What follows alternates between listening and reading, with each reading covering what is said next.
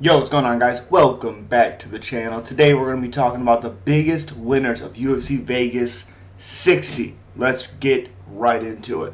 First off, Gregory Rodriguez, probably the biggest winner of UFC Vegas 60. I think it's arguably Gregory Rodriguez. Corey Sandhagen, yes and no. I personally didn't think he looked that great.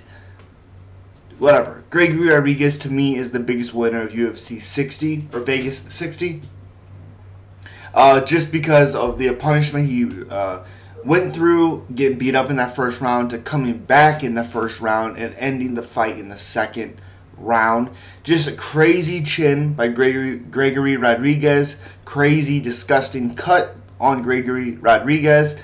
And just be as calm and as humble and everything you can really want from a guy that fights like RoboCop does every single time he gets in there, win or lose.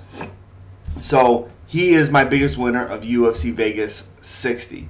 Then we're talking about Joseph Pyfer. I thought Joseph Pyfer obviously is another big winner of UFC Vegas 60. I think his performance says it all. He says he started slow. I don't think he started slow. I mean, you're fighting a guy that if you get in a crazy exchanges with, he can't put your lights out.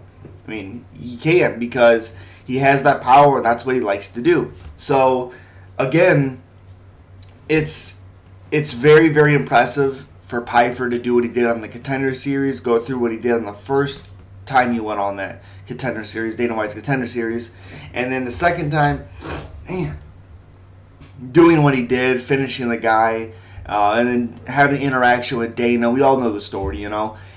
But to come in the UFC a little bit later, not that long, you know, in between times, and do what he did, be as calm and be as humble again, and put this hype on his shoulders and run with it, is really, really impressive. You know, I like him fighting Alan Amandowski. It doesn't prove a whole lot. It shows that he's calm under pressure. It shows that he can pick his shots, which is something you have to do with Alan. But, you know, he's not that top huge star yet. He just needs to fight more people. But this fight did show that he can pick his shots. He has good feints, and he has finishing ability. So I like that. That's the reason why he's on this list. And then next, we have Anthony Hernandez. I thought Marc-Andre Barry was going to win this. I thought Andre Barry was going to be the stronger guy. Especially if he goes first, he's the one.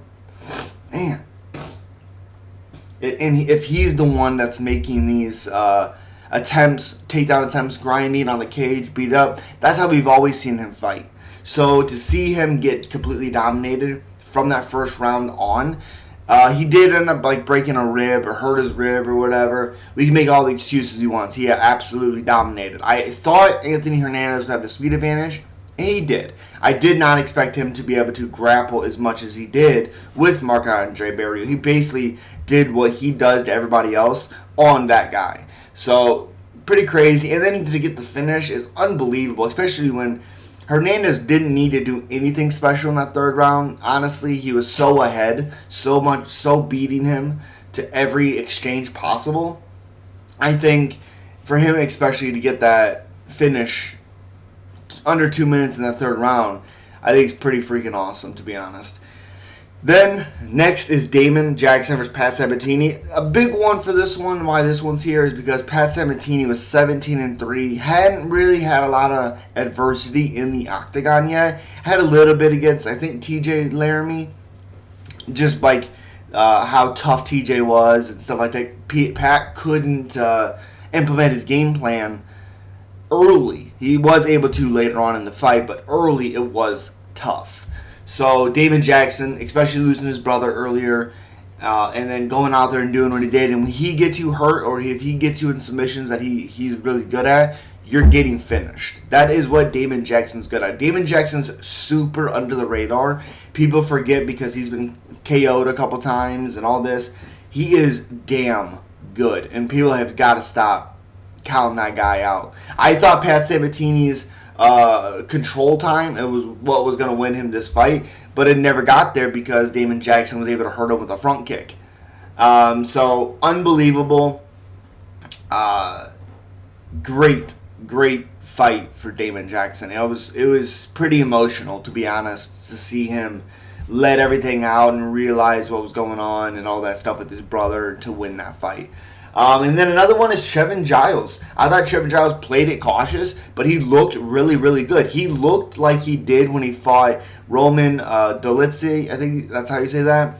Looked like he did when he fought James Krause earlier in the fight. Trevin Giles looked good, and he looked really good at welterweight, at 170. The last fight at 170, he got caught by Michael Morales. I think that's how you say it, Morales. And chin looked good. Giles looked really quick. His takedown looked good. Man. But, yeah, I liked him. I thought he looked really good. He's going to be a problem, especially as he gets comfortable in the division. I think his speed and his awkwardness is going to be a big, big problem. I would like to see more output, but he did what he needed to do to get the win. And that's, again, why he's on this list. He was down. This was his final chance. You got to win or you're out. Especially if he would have got finished, done. So, great win for Chevin Giles. And then Loma Lookbomi versus Denise Gomez. Loma Lookbomi looked so good. She made a little bit of a mistake in that first round, but got out of it and looked so damn good in the second and the third round. She even looked good in points in the first round, honestly. But she looked so good. I had to put her on here. Her combinations looked good. Even though she got a little outstruck in that third round, what'd she do? She took her down and beat her up. So, great evolution from Loma Lookbomi. I'm happy that she got the win too. And then I think last is Jillian Robertson against Maria Akapava. I think Jillian Robertson, she's now 11-7, but you know what you're going to get with her. She's 27 years old, 11 wins, 7 losses, and she's been finished twice, one by punches, one by submission.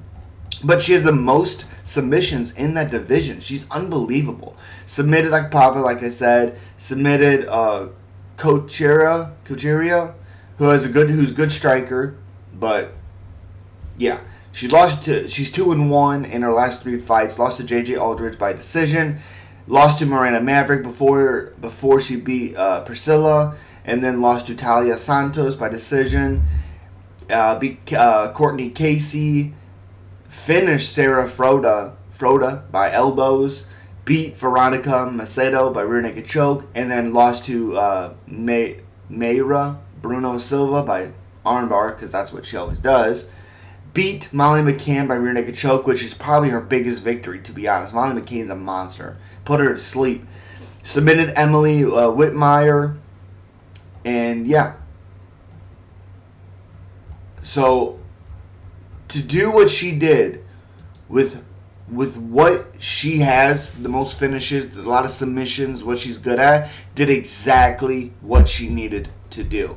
And the most impressive thing was the punishment she was willing to take to get the fight there.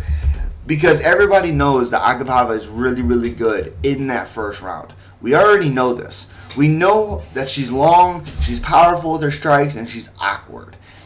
And Robertson knew that going in, and they had trained together before, so she knew what she was going to have to go through, and she knew eventually she was going to get it, and when she got her position, she was going to finish her. Credit to Maria for toughing it out as long as she had, but she also didn't fight the hands, so she kind of just gave in and then fought for a little bit and then ended up going out cold. It was pretty nasty of her rear naked choke, and her mouthpiece fell out, and she was biting her tongue when she ended up going out, so it was crazy. But those are my biggest winners. Crazy night of fights, so much fun. 7 finishes out of 13 fights. Can't really ask much more for that. And the decisions were a whole lot of fun. Andre Fili, I didn't put him on this list because he got the win. It's a closer fight. We know Andre Fili. We know how good he is. If you would have finished Bellagio like he almost did in the first round, absolutely he would have been on this list. He just didn't. No disrespect to him, of course. He's so much fun to watch. So good. And, Corey Sandhagen, if it would have went to a 5th round and he won an actual decision, then he also would have been on this list. I'm not putting him on this list because he cut young Song Yadong. I thought Song Yadong looked better than Corey Sandhagen did last night. Just my opinion. And yeah, but as always, guys, hit that subscribe button as hard as you possibly can. Hit the thumbs up button as well. And most importantly, leave a comment down below. Let me know who you guys have. As always, you know what it is. Peace.